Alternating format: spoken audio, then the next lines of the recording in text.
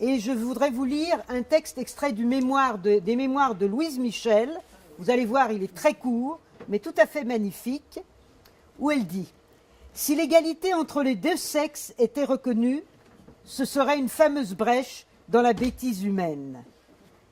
Le sexe fort descend jusqu'à flatter l'autre en le qualifiant de beau sexe. Est-ce qu'il n'y a pas de marché où l'on vend dans la rue, aux étalages des trottoirs, les belles filles du peuple, tandis que les filles des riches sont vendues pour leur dot? Esclave est le prolétaire, esclave entre tous est la femme du prolétaire. Partout, l'homme souffre dans la société maudite, mais nulle douleur n'est comparable à celle de la femme. Dans la rue, elle est une marchandise. S'il n'y avait pas tant d'acheteurs, on ne trafiquerait pas sur cette marchandise. Alors, on a eu comme idée de dire qui sont les abolitionnistes, et donc de vous les présenter en quelque sorte. Alors, je vais appeler auprès de moi Patrick Jean, de Zéro Macho. Zéro Macho, qu'est-ce que c'est? Alors d'abord, le nom de notre groupe, c'est évidemment une utopie. On ne se considère pas comme des hommes zéro macho, mais c'est un but à atteindre. C'est une idée de Florence Moreno qui nous a proposé à quelques amis qui partageaient des positions abolitionnistes en tant qu'hommes de nous rassembler pour prendre une position publique. On est aujourd'hui plus de 700. On n'est pas les archaïques, au contraire. On s'oppose à une sexualité archaïque, à la sexualité de papa. La femme était un objet pour son plaisir.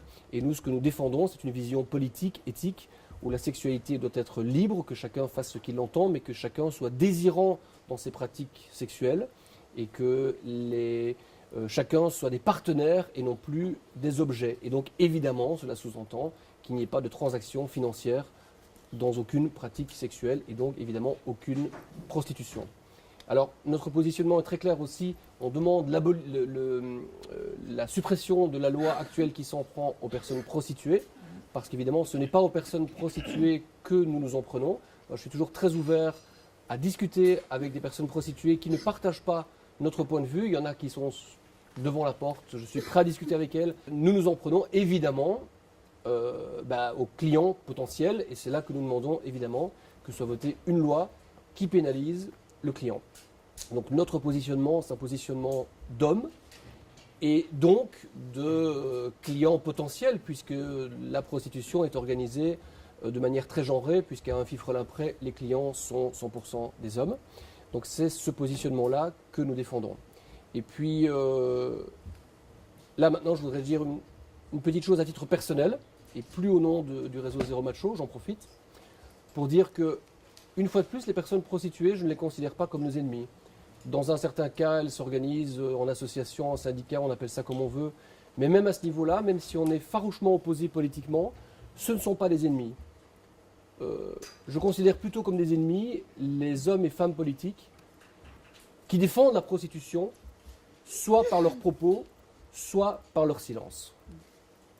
Que chacun en tire les conclusions. Merci beaucoup. Merci.